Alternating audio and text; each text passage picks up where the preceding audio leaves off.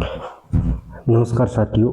आज अपने मनोविज्ञान है जो साइकोलॉजी सब्जेक्ट है उसको जीरो से अपने देखते हैं कि उसकी उत्पत्ति कैसे हुई है और क्या इसका विकास है वो कैसे हुआ है। तो ये मेनतः जो सेकंड ग्रेड है उसके अंदर है और जो फर्स्ट ग्रेड है और थोड़ा जनरल रीट के अंदर भी कई बार एक दो क्वेश्चन पूछ लेते हैं। ठीक है, तो अपन जीरो लेवल से इसको शुरू करते हैं, अच्छी तरीके से अपन समझेंगे इसको। तो अपनी बात करें जो साइकोलॉजी है, इसको हिंदी में मनोविज्ञान बोलते हैं। क्या बोलते हैं? मनोविज्ञान। इसकी उत्पत्ति यूनान के अंदर हुई थी। इसकी उत्पत्ति यूनान में 6ठी शताब्दी ईस्वी पूर्व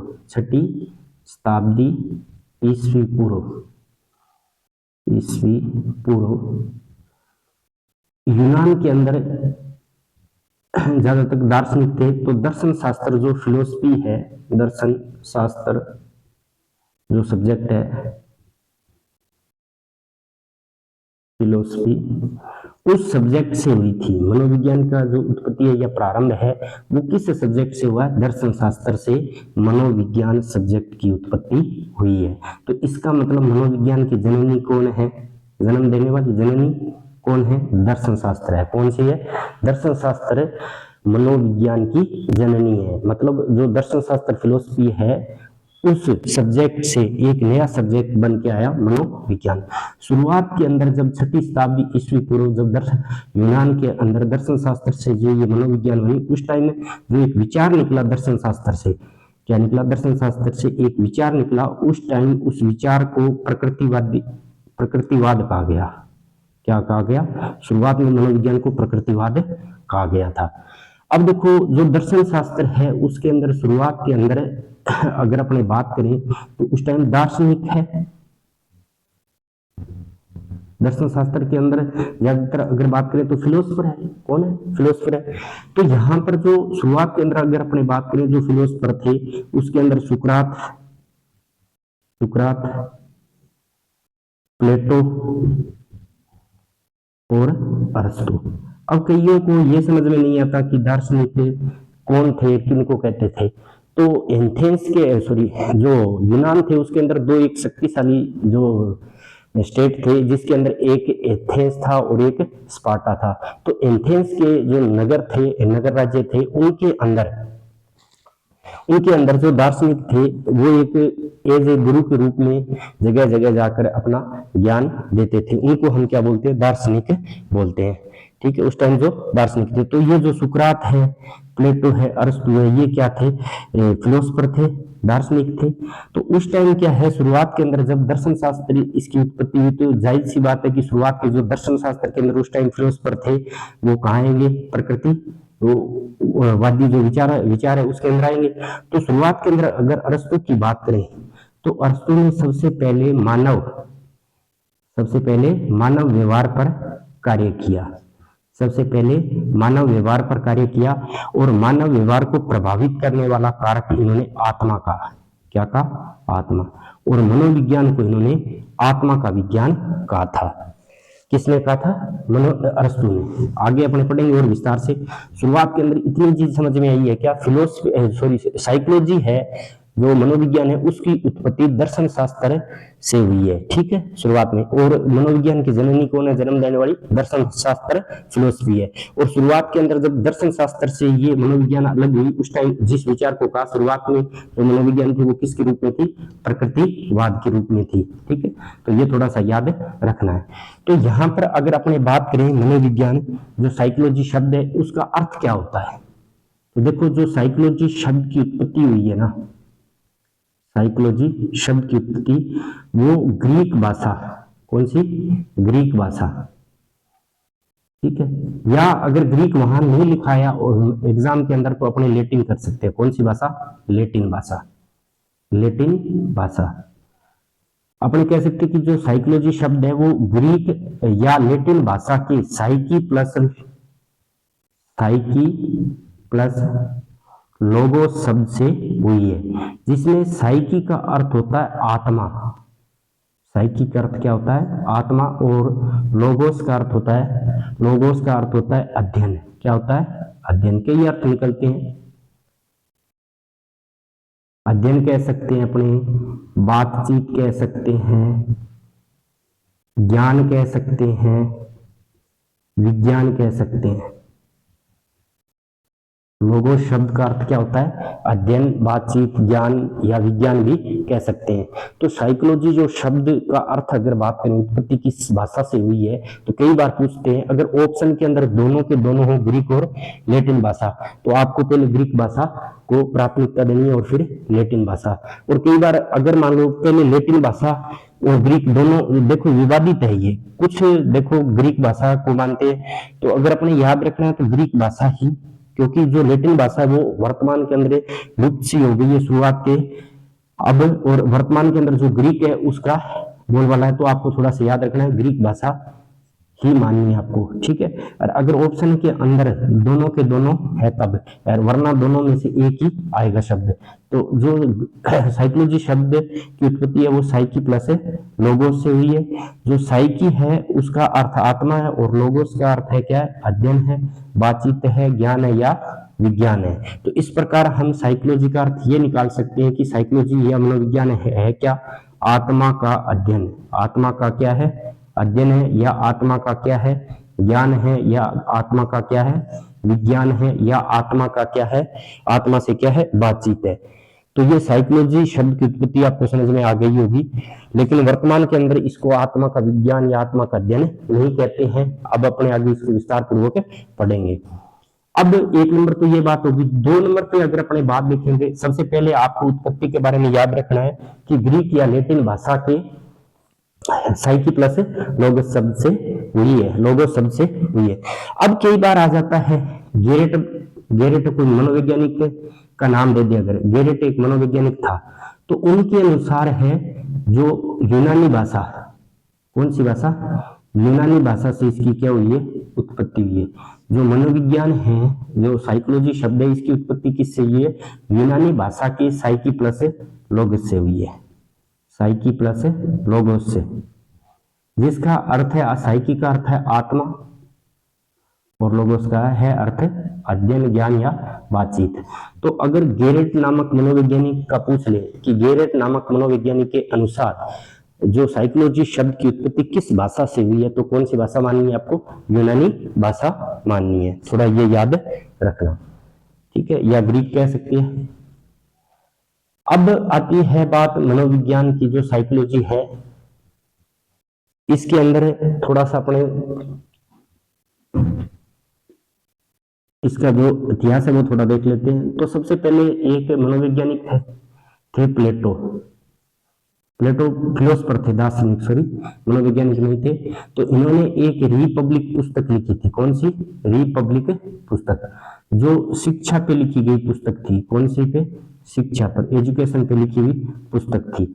तो इस जो रिपब्लिक जो पुस्तक थी, तो इस पर एक तुलना, मतलब एक टिप्पणी की थी रूसो ने कि शिक्षा पे लिखा गया ये सर्वश्रेष्ठ ग्रंथ है। कौन सा? प्लेटो ने जो रिपब्लिक पुस्तक लिखी, तो उस पर कमेंट किया किसने? रूसो ने, कि ये शिक्षा पे लिखी गई, जो शिक्षा पे लिखी गई सर्वश्रेष्ठ बुक है, ये ध्यान रखना है। अब बात करते हैं अपने अरस्तु की। तो अरस्तु ने मानव व्यवहार पर सर्वप्रथम अध्ययन किया तथा मानव शब्द को प्रभावित करने वाला कार्य क्या बताया? आत्मा बताया। अब इसके अंदर देख लेते हैं साइकोलॉजी जो शब्द है, साइकोलॉजी जो शब्द है वो किसने प्रयुक्त किया है? तो देखो साइकोलॉजी अगर शब्द की बात करें, साइकोलॉजी जो शब्द है उसका सर्वप्रथम प्रयोग रूडोल्फ गोएकले ने किया है। रूडोल्फ गोएकले। तो अगर पूछ ले कि जो साइकोलॉजी शब्द का सर्वप्रथम प्रयोग किसने किया? रूडोल्फ गोएकले ने 1590 ईस्वी के अंदर किया था। साइकोलॉजी जो शब्द का प्रयोग है वो रूडोल्फ गोएकले ने अपनी पुस्तक साइकोलॉजिया में किया था। किसने? साइकोलॉजिया जो इनकी एक पुस्तक थी उसके अंदर सर्वप्रथम 1590 ईस्वी के अंदर साइकोलॉजी शब्द का प्रयोग करता है। देखो बहुत सारी चीजें आ रही है अलग अलग। देखो शुरुआत के अंदर अगर भाषा की बात करें, साइकोलॉजी की जो साइकोलॉजी शब्द है उसकी उत्पत्ति तो किस शब्द से हुई है? कुल मिला के अपने बात करें तो ग्रीक या लैटिन भाषा की साइकी प्लस लोगोस से हुई है। लेकिन अगर साइकोलॉजी शब्द की बात करें कि साइकोलॉजी शब्द का सबसे पहले प्रयोग किसने किया, तो रुडोल्फ गोइकले ने 1590 के अंदर अपनी पुस्तक साइकोलॉजिया के अंदर किया था साइकोलॉजी शब्द का प्रयोग। अब देख लेते हैं कि जो साइकोलॉजी शब्द की है वो आदि जनक कौन है। तो अगर आप ध्यान रखें तो ये पूरा इंपॉर्टेंट है ध्यान रखना कि जो इसे साइकोलॉजी मनोविज्ञान के जो आदि जनक है, किसके, मनोविज्ञान के आदि जनक।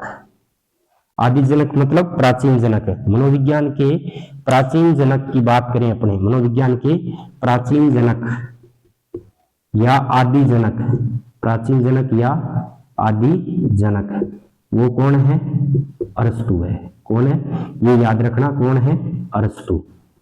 कहीं भी कोई प्रॉब्लम नहीं होनी चाहिए आपको, ये याद रखना है कि कौन है इसके आदि जनक है, वो कौन है, अरस्तु है। और अगर ये पूछ ले कि लुडीन नामक मनोवैज्ञानिक के अनुसार मनोविज्ञान का जनक कौन है, तो भी कौन है, अरस्तु है। आपको ये बात याद रखनी है कि मनोविज्ञान के जो है आदि जनक या प्राचीन जनक है वो कौन है, अरस्तु है। और लुडीन नामक मनोविज्ञानिक के अनुसार भी मनोविज्ञान के जो जनक है वो कौन है, अरस्तु है, प्राचीन जनक। ठीक है, आधुनिक जनक अलग है, अभी बात करेंगे अपने।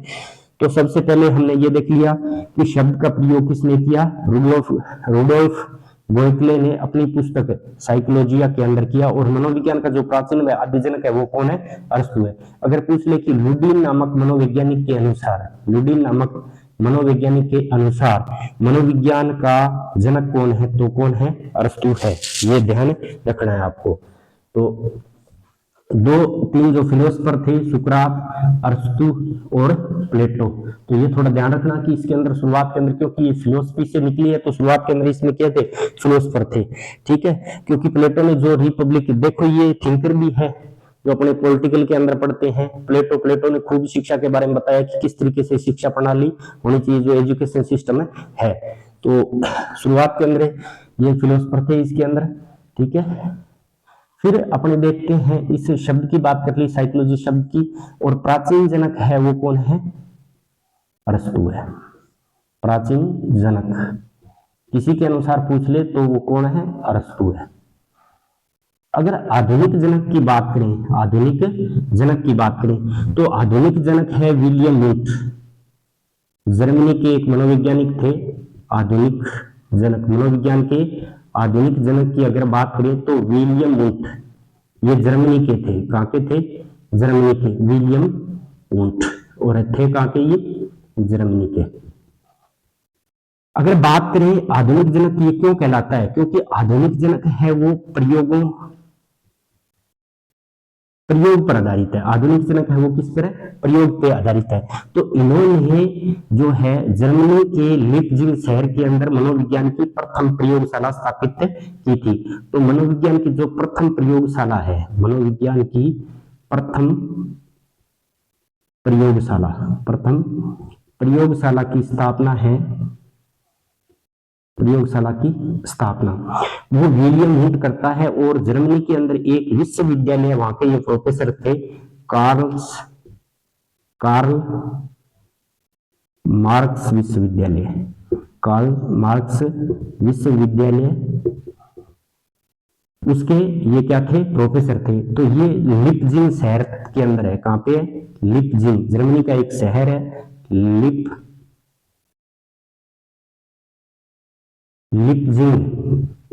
लिपजिग शहर के अंदर इन्होंने 1879 ईस्वी को मनोविज्ञान की प्रथम प्रयोगशाला स्थापित की थी। किसने, विलियम वुंट ने। अगर ये पूछ ले कि मनोविज्ञान की जो प्रथम प्रयोगशाला है उसकी स्थापना किसने की थी, तो मनोविज्ञान की प्रथम प्रयोगशाला की स्थापना विलियम वुंट ने की थी। और लिपजिग शहर जर्मनी के अंदर पड़ता है, वहां एक विश्वविद्यालय था कार्ल मार्क्स विश्वविद्यालय, उसके प्रोफेसर विलियम वुंट ने क्या की थी, मनोविज्ञान की प्रथम प्रयोगशाला स्थापित की थी।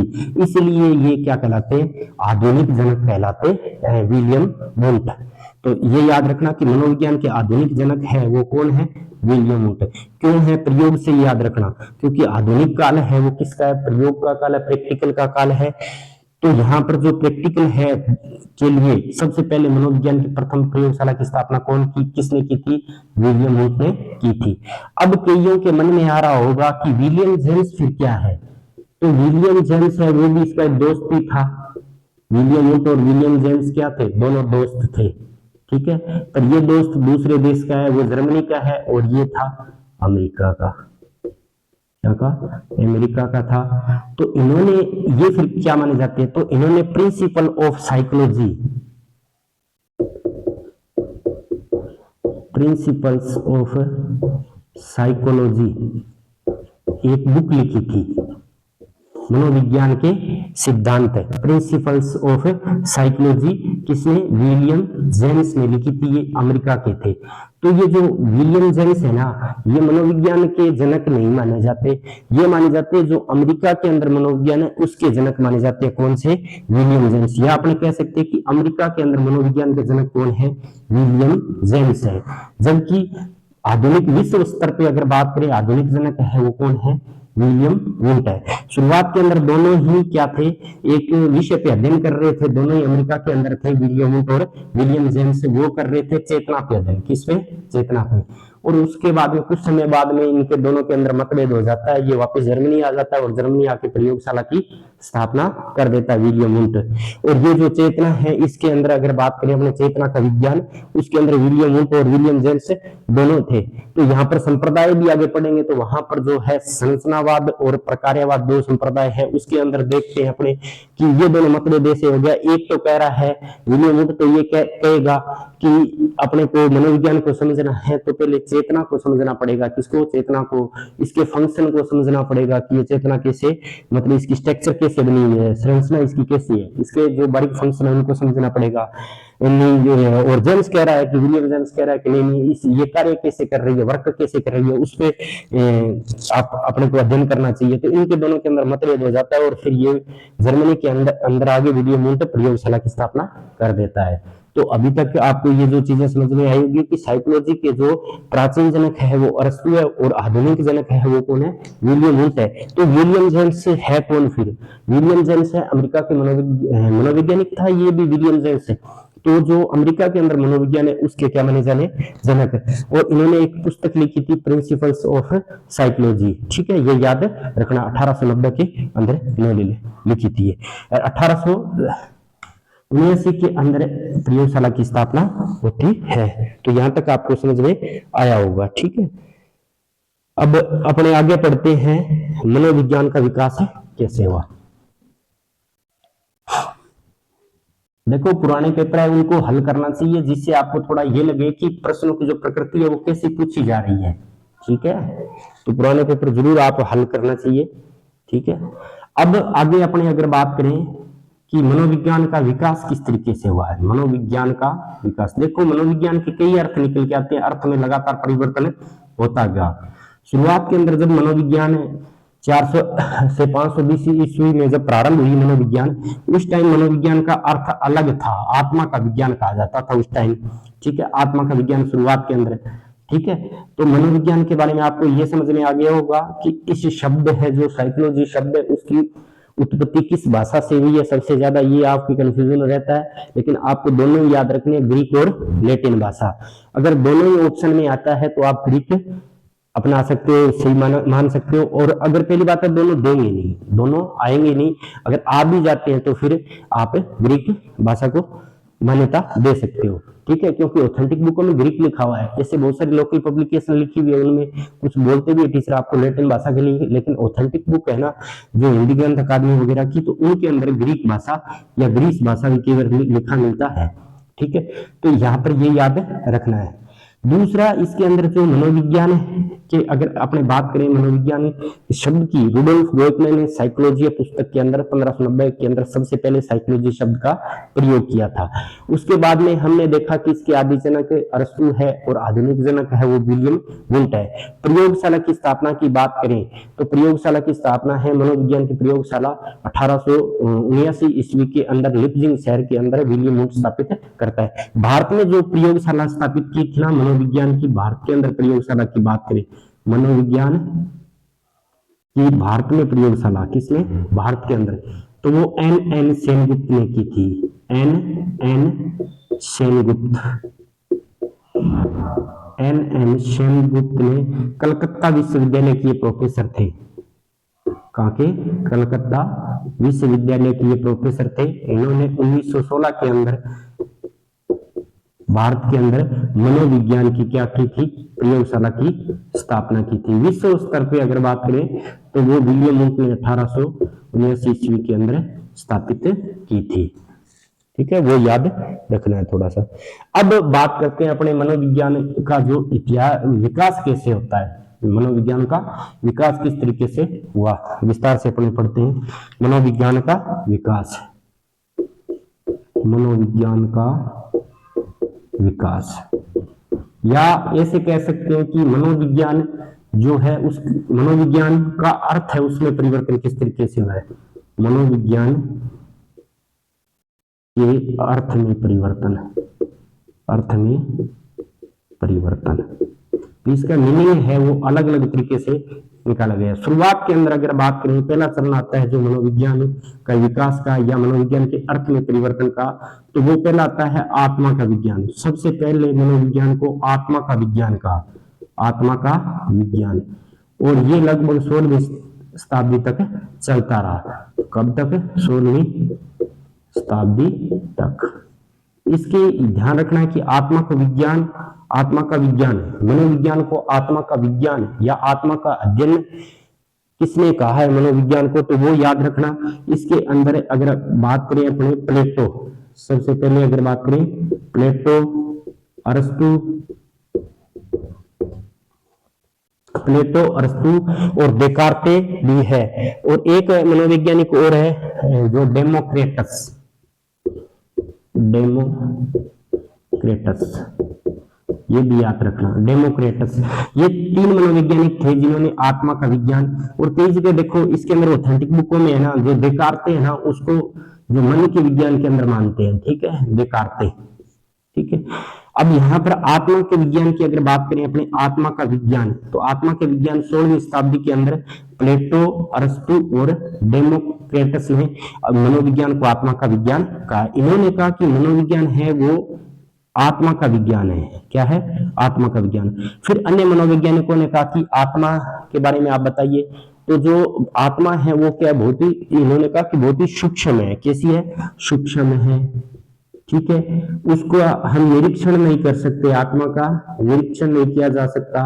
ना इन्होंने आत्मा की प्रकृति के बारे में कुछ बता पाए, प्लेटो और अरस्तु और डेमोक्रेटस है, इन्होंने ना तो आत्मा के बारे में ये बता पाए कि आत्मा की है वो प्रकृति कैसी है, और आत्मा है उस तक पहुंचने के लिए कौन से विधियों का हम प्रयोग कर सकते हैं। तो ये जो प्लेटो और अरस्तु है, डेमोक्रेटस है, उस टाइम इसको प्रूफ नहीं कर पाए कि मनोविज्ञान है वो आत्मा का विज्ञान है। क्यों नहीं कर पाए? क्योंकि आत्मा है वो क्या है? सूक्ष्म है। आत्मा है वो सूक्ष्म है, दूसरी वो दिखाई नहीं देती, सूक्ष्म है इसलिए उसका निरीक्षण अपने नहीं कर सकते। दूसरी बात, इन्होंने आत्मा तक पहुंचने के लिए कोई विधि नहीं बताई, ना इसकी प्रकृति, कलर कैसा दिखाई देता, कुछ भी नहीं बता पाएगी। तो इस कारण से ये मनोविज्ञान का आत्मा के विज्ञान के रूप में खारिज कर दिया गया कि मनोविज्ञान है वो आत्मा का विज्ञान नहीं है। तो फिर आता है आत्मा के विज्ञान के बाद में, देखो मेनतः इनके अंदर आपको समर्थक पूछेंगे किसने क्या कहा है। दूसरा है मन का विज्ञान। कौन सा है? मन का विज्ञान है, मन का विज्ञान है। मन या इसके अंदर अपने बात करें मस्तिष्क से, मन का अर्थ क्या होता है? मस्तिष्क। मन या मस्तिष्क का विज्ञान, तो ये 17वीं और 18वीं शताब्दी के अंदर प्रचलित रहा, 17वीं और 18वीं शताब्दी के अंदर। तो इसके अंदर अगर बात करें तो सबसे पहले मनोवैज्ञानिक था कांट। कौन था? कांट। शुरुआत के अंदर अगर कोई विरोध करने वाला था ना आत्मा का विज्ञान का भी, ये है मनोविज्ञान वो आत्मा का विज्ञान नहीं है, तो ये जो जर्मन मनोवैज्ञानिक कांट थे, ये कहाँ के थे? जर्मनी के थे कांट। इन्होंने सबसे पहले विरोध किया कि जो आत्मा का विज्ञान, मनोविज्ञान वो आत्मा का विज्ञान नहीं है। किसका विज्ञान है? मन है मस्तिष्क का। तो सबसे पहले कौन व्यक्ति था? कांट था। ये कहाँ के थे? जर्मनी के थे। उसके बाद में बात करें तो इटली के जो एक पोम्पोनोजी मनोवैज्ञानिक और था, कौन सा था? पोम्पोनोजी, उसका भी थोड़ा याद रखना। तो मन और मस्तिष्क के बात अपने बात कर रहे हैं। सबसे पहले व्यक्ति कौन था? कांट था। दूसरा इटली का एक मनोवैज्ञानिक था पोम्पोनोजी, पोम्पोनोजी, ठीक है। पोम्पोनोजी ने क्या है इस शब्द की व्याख्या की, वापिस साइकोलॉजी शब्द की व्याख्या की, किसकी, साइकोलॉजी। इन्होंने कहा कि जो ये साइकोलॉजी शब्द है ना वो दो भाषा से मिलकर बना होता है, जिसके अंदर इन्होंने दो शब्दों से मिलकर बना हुआ है, साइकी प्लस लोगस से, साइकी प्लस लोगोस से, जिसमें साइकी का अर्थ इन्होंने अब की बार आत्मा नाम बता के क्या बताया है, मन बताया है, और लोगोस का अर्थ क्या बताया है, अध्ययन बताया है। तो अगर पूछ लेना कि साइकी का अर्थ है, साइकी का अर्थ मन भी होता है, क्या होता है, साइकी का अर्थ आत्मा भी है और साइकी का अर्थ क्या है, मन है। लेकिन साइकी का अर्थ मन किसने बताया था, पोम्पोनोजी ने बताया था, इटली के थे ये, कहां के थे, इटली के। तो ये याद रखना है। फिर इन्होंने कहा कि जो मन है ना, मन वो मस्तिष्क के अंदर एक कोई ऐसी वस्तु है, ठीक है, कोई एक वस्तु है। इन्होंने कहा कि मन है वो मस्तिष्क के अंदर कोई एक वस्तु है और जिसका अध्ययन मनोविज्ञान करती है, मन का विज्ञान, ठीक है। तो यहाँ पर फिर इन्होंने इनको पूछा कि मन है वो कैसा है, क्या है, तो मन इन्होंने फिर नहीं बता पाए कि मन के पास कैसे पहुंचा जा सकता है, कौन सी विधि के द्वारा, कोई अध्ययन की विधि नहीं बता पाए, ना इनकी प्रकृति बता पाए मन की। तो ये लगभग 19वीं शताब्दी में आते आते खारिज हो गया। तो ये मन का विज्ञान कहने वाले मनोवैज्ञानिक कौन थे, कांट थे, पोम्पोनोजी थे, थॉमस रीड था, और कौन थे मनोवैज्ञानिक, इनके नाम याद रखने, मेहनत है आपको नाम तो कंफर्म याद ही रहने चाहिए कौन कौन सा है। तो इसके अंदर थॉमस है, Thomas read, sorry Thomas read, ठीक है, और जॉन लॉक, कौन, जॉन लॉक, और लिबनिज, ये मनोवैज्ञानिक थे जो मनोविज्ञान को क्या कहा है, मन का विज्ञान बोला है। क्या है, मनोविज्ञान है वो क्या है, मन का विज्ञान है। ये थोड़ा सा ध्यान में रखना है आपको। और ये कब आया था, और ये रहा था 17वीं और 18वीं शताब्दी के अंदर। मनोविज्ञान का अर्थ क्या लिया गया कि मनोविज्ञान है वो क्या है, मन का विज्ञान है, 17वीं और 18वीं शताब्दी के अंदर। ये याद रखना आपको, ठीक है। और इसमें एक मनोवैज्ञानिक और था जो याद आपको रखना है, होब्स, ठीक है। मेन था, अगर इनसे प्रश्न पूछा जाता है ना तो ये पूछता है कि आत्मा का विज्ञान निम्न में किस मनोवैज्ञानिक ने कहा है। तो आत्मा का विज्ञान मैंने बताया था डेमोक्रिटस, प्लेटो और अरस्तु। उसके बाद में अगर पूछे कि मन का विज्ञान कौन कौन से, तो होब्स है, कांट है, पोम्पोनोजी है, थॉमस रीड है, जॉन लॉक है, लिबनिज है। अगर सबसे पहले आत्मा के विज्ञान का जो विरोध करने वाला व्यक्ति था वो कांट था। कौन था, कांट, ये याद रखना है, ठीक है, सॉरी कांट, ठीक है, ये याद रखना है। इसके बाद में है चेतना का विज्ञान। मनोविज्ञान को 19वीं शताब्दी में आते आते क्या कहा गया, चेतना का विज्ञान कहा गया।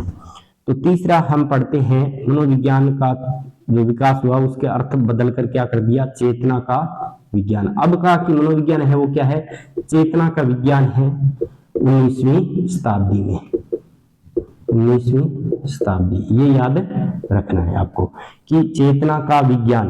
तो चेतना का विज्ञान कहने वाले कौन थे, तो दोस्ती थे, विलियम वुंट और William James. William Wundt, William James, William James, और इनके साथ में अगर बात करें तो टिचनर, जेम्स सली, और एक मनोवैज्ञानिक और था वाइब्स, ठीक है। तो ये मनोवैज्ञानिक थे जो 5 मनोवैज्ञानिक हो गए, टिचनर, जेम्स सली, वाइब्स और विलियम जेम्स और विलियम वुंट। तो इन्होंने कहा कि मनोविज्ञान है वो चेतना का विज्ञान है। क्या है, चेतना का विज्ञान। चेतना की अगर अपनी बात करें तो जो जागृत अवस्था है उसी को हम क्या कहेंगे, चेतना। क्या कहेंगे, चेतना। जैसे आप, अब मैं बोल रहा हूं और आप सुन रहे हो तो इसका मतलब आप किस अवस्था के अंदर हो, चेतनावस्था के अंदर हो। तो इन्होंने चेतना चेतना के बारे में बताया, जो जागृत अवस्था के बारे में ही बता पाई ये। और इन्होंने कहा कि मनोविज्ञान है वो किसका अध्ययन करती है, चेतना का अध्ययन करती है। लेकिन उसी टाइम सिगमंड फ्राइड भाई साहब आ गए, कौन, सिगमंड फ्राइड। उन्होंने कहा कि जो ये चेतन मन की चेतना की बात कर रहे हैं, जो मन है वो 3 प्रकार का होता है, चेतन, अचेतन और अर्धचेतन। इस कारण से ये मत भी क्या हो गया, खारिज हो गया। तो इसमें याद रखना है कि चेतना का विज्ञान कहने वाले कौन कौन से मनोवैज्ञानिक थे, तो William Wundt, William James Titchener और जेम्स सर्ली और वाइब्स, ये थे। और खारिज क्यों हो गया, क्योंकि उन्होंने केवल चेतन मन की ही बात की थी, जबकि जब सिगमंड फ्राइड आए तो उन्होंने मन की व्याख्या करते हुए मन के 3 प्रकार बताए। तो इस कारण से ये मत भी क्या हो गया, खारिज हो गया। जो 20वीं शताब्दी के अंदर जो एक मनोविज्ञान को क्या कहा गया, व्यवहार का विज्ञान कहा गया। ठीक है, तो अब आती है बात 1913 के अंदर ये आया था व्यवहार का विज्ञान। व्यवहार का विज्ञान, मनोविज्ञान को क्या कहा गया, व्यवहार का विज्ञान। व्यवहार का विज्ञान है वो किसने कहा, उसका समर्थन करता सबसे पहले था जेबी वॉटसन। कौन था, जेबी वॉटसन। इसके बाद में इसके समर्थक थे विलियम मैकडूगल, कि मनोविज्ञान है वो क्या है, व्यवहार का विज्ञान है, विलियम मैकडूगल। और उसके बाद में अगर बात करें तो पिल्सबरी, कौन से, पिल्सबरी। तो इन्होंने मनोविज्ञान को क्या कहा, व्यवहार का विज्ञान का। और ये लगभग अगर बात करें तो 20वीं शताब्दी के अंदर आया मनोविज्ञान को, और लगभग सन की बात करें तो 1913 के अंदर। और वर्तमान के अंदर मनोविज्ञान है वो क्या है, व्यवहार का ही विज्ञान है। क्यों है, क्योंकि देखो व्यवहार है क्या, सबसे पहले अगर अपने बात करें तो व्यवहार है क्या, जो बिहेवियर है वो है क्या, व्यवहार। जो कुछ भी अपने करते हैं वो क्या है, अपना व्यवहार है। जो कुछ भी आप करते हो, सिंपल भाषा में तो अपने ये कह सकते हैं। ठीक है, अपने दिनचर्या के अंदर हम कुछ भी बोल रहे हैं, किसी को गाली दे रहे हैं या किसी के साथ में कुछ भी बोल रहे हैं, वो सब अपना व्यवहार है। या जो भी काम कर रहे हैं वो सब क्या, अपना व्यवहार है।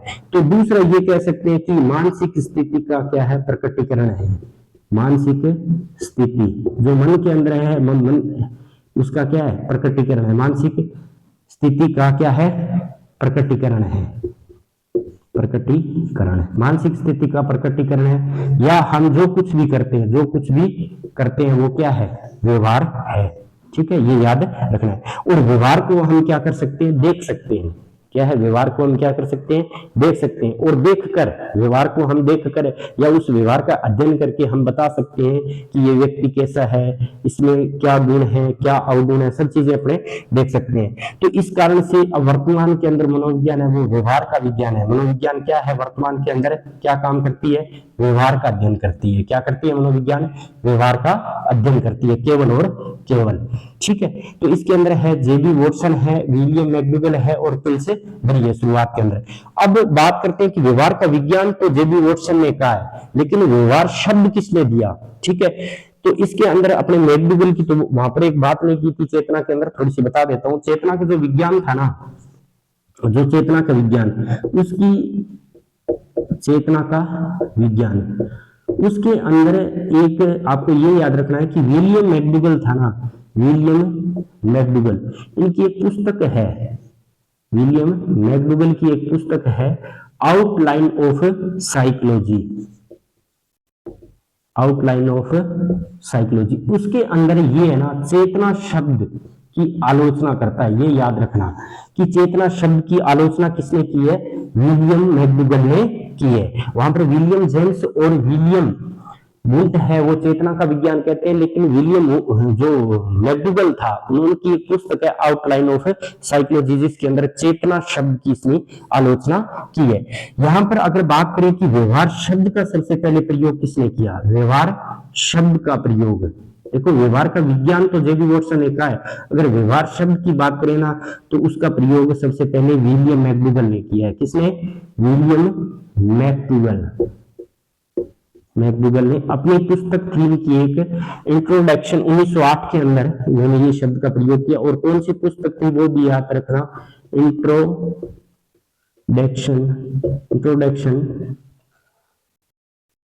टू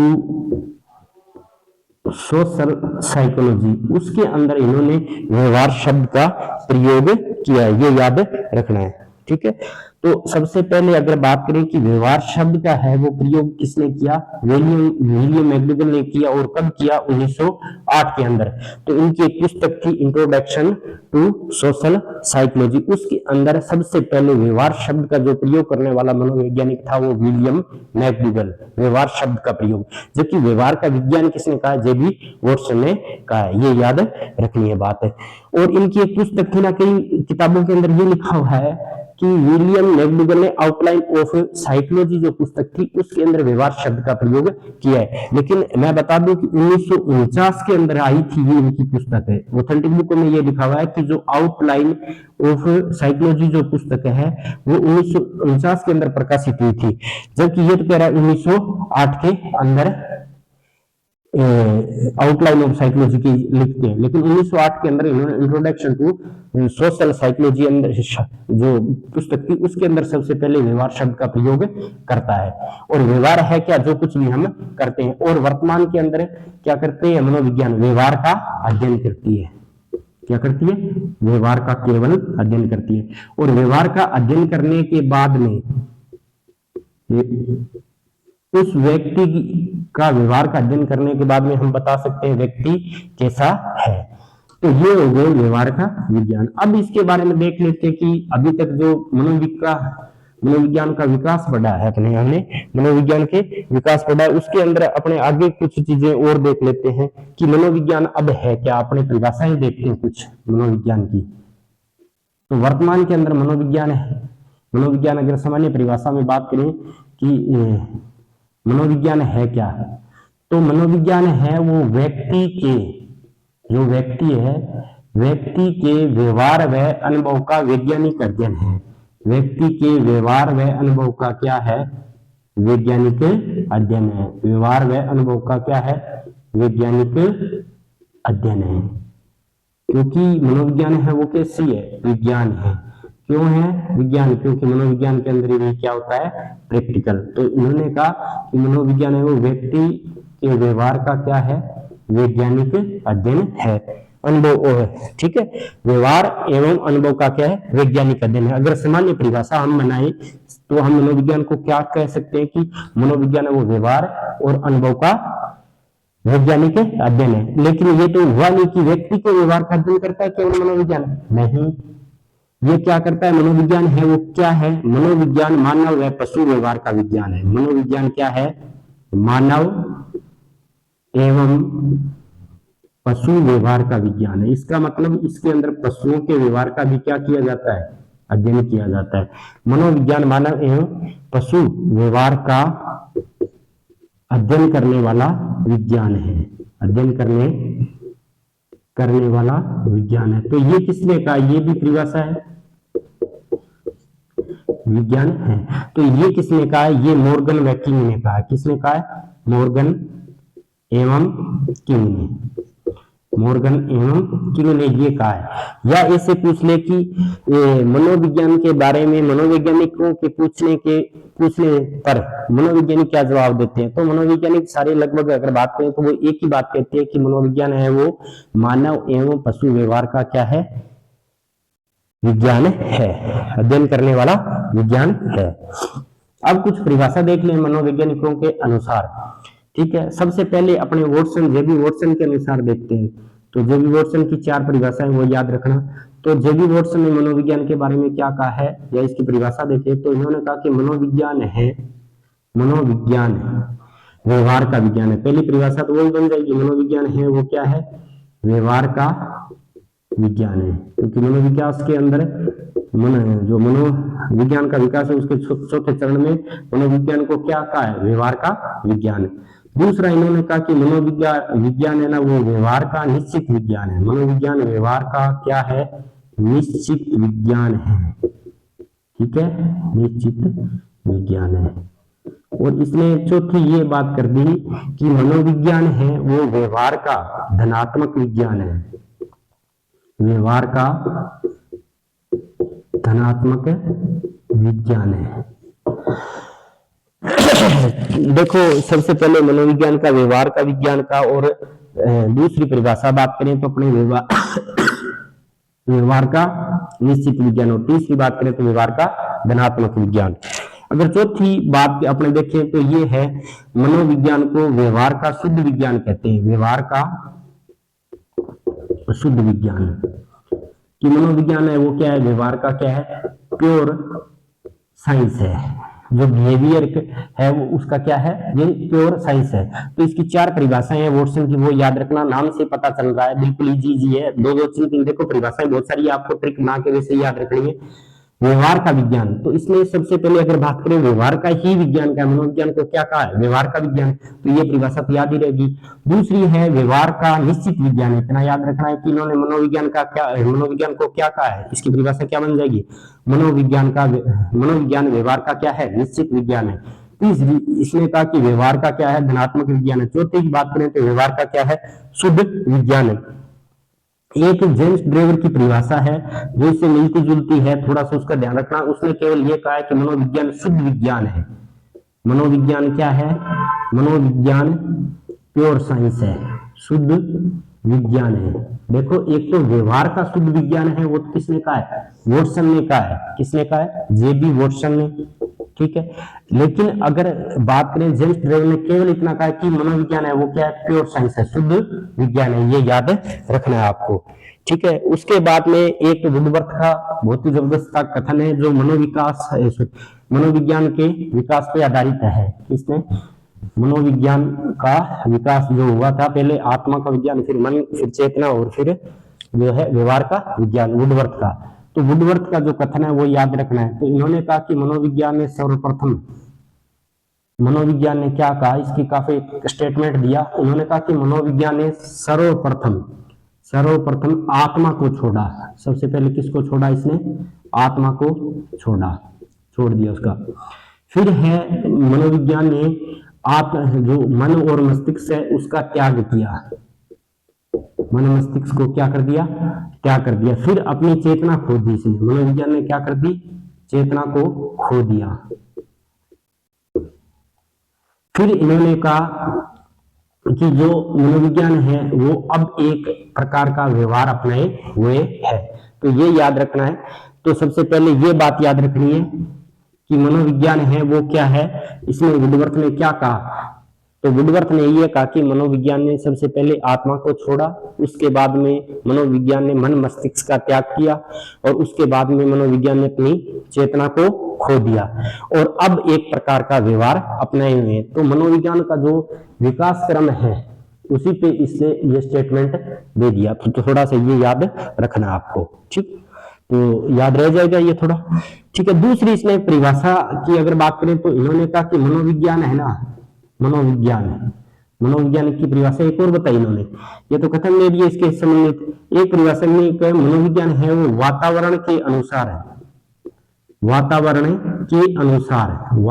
के अनुसार व्यक्ति के कार्यों का अध्ययन करता है। वातावरण के अनुसार व्यक्ति के कार्यों को अध्ययन करने वाला विज्ञान है, व्यक्ति के कार्यों का अध्ययन करने वाला विज्ञान है। थोड़ा सा ये याद रखना है आपको।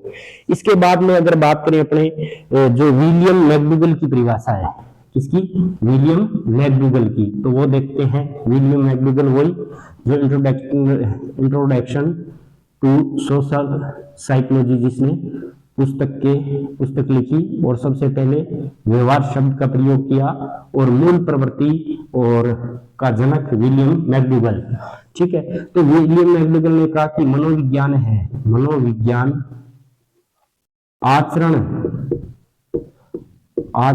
एवं व्यवहार का विज्ञान है, आचरण एवं क्या है, व्यवहार का विज्ञान है। तो ये याद रखना है। तो आचरण एवं व्यवहार का विज्ञान किसने कहा है, विलियम मैकडूगल ने कहा कि मनोविज्ञान है वो आचरण एवं व्यवहार का क्या है, विज्ञान है। इससे मिलती जुलती एक परिभाषा और है जो स्किनर की है। किसकी है, वी.एफ. स्किनर की। तो वी.एफ. स्किनर ने ये कहा कि मनोविज्ञान है वो व्यवहार एवं अनुभव का विज्ञान है, व्यवहार एवं अनुभव का विज्ञान है, ये ध्यान रखना है। एक crow and crow, crow and crow की परिभाषा है, ये पति और पत्नी थे, दो थे, क्रो एंड क्रो। तो इन्होंने कहा कि मनोविज्ञान है वो मानव व्यवहार एवं मानव संबंधों का अध्ययन करने वाला विज्ञान है। तो ये याद रखनी है आपको परिभाषा, ठीक है। तो मनोविज्ञान क्या है, क्रो एंड क्रो के अनुसार क्या है, मनोविज्ञान है वो मानव व्यवहार एवं मानव संबंधों का अध्ययन करने वाला विज्ञान है। स्किनर के अनुसार मनोविज्ञान है वो व्यवहार एवं अनुभव का विज्ञान है। आचरण और व्यवहार का विज्ञान किसके अनुसार है, आपको याद रखना है, विलियम मैकडूगल के अनुसार। तो विलियम मैकडूगल ने सबसे पहले क्या किया था, व्यवहार शब्द का प्रयोग किया था।